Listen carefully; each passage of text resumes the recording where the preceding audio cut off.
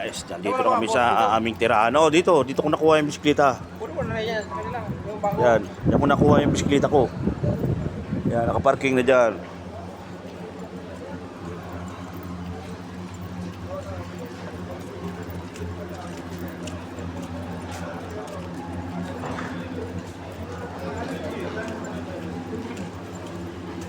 Tayo, diba? Baka silipin natin yung bisikleta natin. Baka wala na naman. Ha? Yung bumba mo.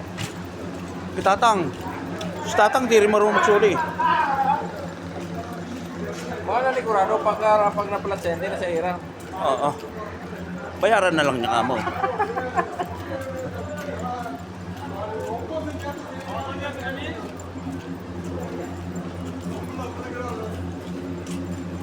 Oo, kaya asa ka na aming bisikleta. Oo.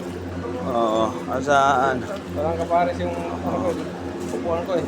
Oo.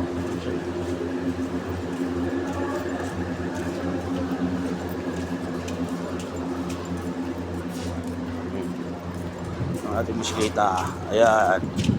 Yan o. Parang pelikula.